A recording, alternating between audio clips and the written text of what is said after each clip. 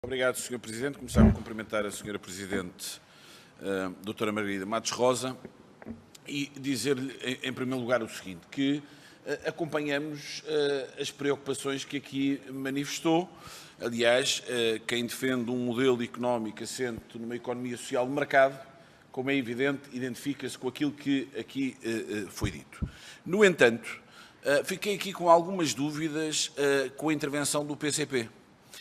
E com o tal Carlos, já não é mau, com o tal Carlos Martins. O tal Carlos Martins, não fiquei na dúvida se a raposa e o galinheiro não seriam, no caso do PCP, para o tal Carlos Martins, o próprio Estado. E isso, se é isso, com todo o respeito pelo PCP, pelo Carlos Martins, mas era importante clarificarmos isso também no debate político. É se o Estado, e aquilo que o PCP defende, é que quer a raposa, quer o galinheiro, eram o próprio Estado, o que significa também dinheiro e os contribuintes portugueses a pagar.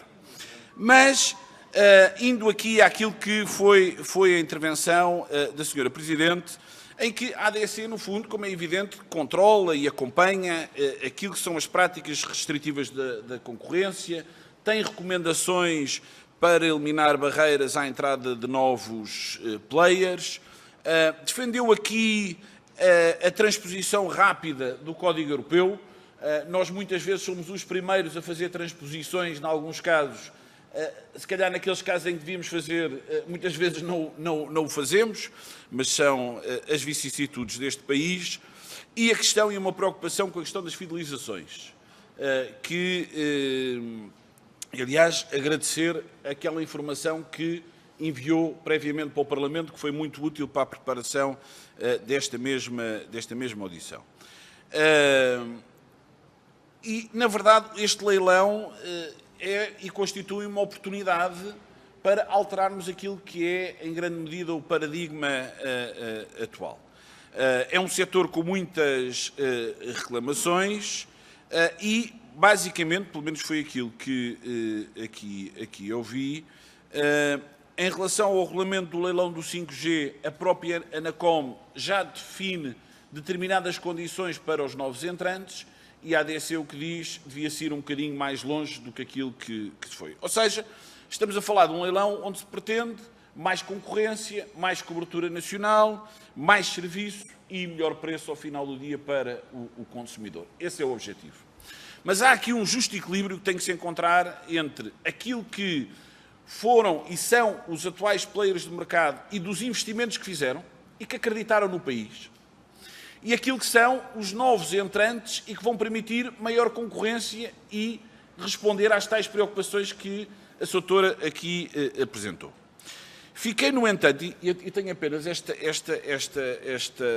pergunta, é que aquilo que eu pude reter da sua intervenção parece que há alguma impotência da própria Autoridade da Concorrência em relação a determinadas medidas. Eu não vou ficar para a segunda parte da audição, mas queria colocar esta questão, mas o 5G é um bom exemplo. Entende que a ADC devia ter um reforço de competências enquanto regulador, ou seja, um caráter mais vinculativo e menos de recomendação? Isto faz sentido ou não faz sentido?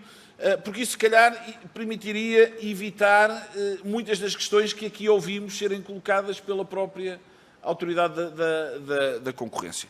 Mas, terminando, agradecendo a informação que enviaram e que foi bastante útil. Muito obrigado. Muito obrigado, Sr. Deputado. Sra. Doutora, faz favor, 5 minutos.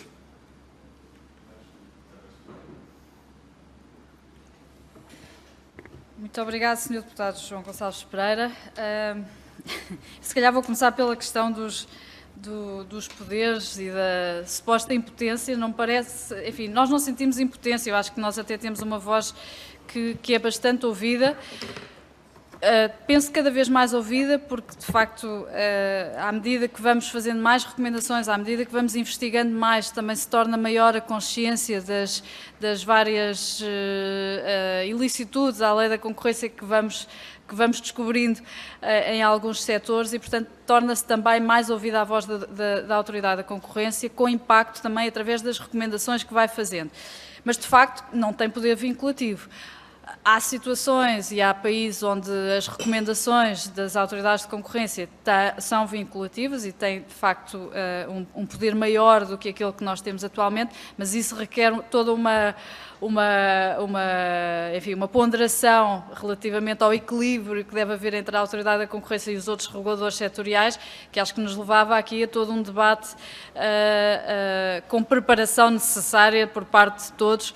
Não gostava de entrar agora nesse campo, mas as recomendações estão feitas e estão aí para ser usadas para quem entender e para quem tem esse poder.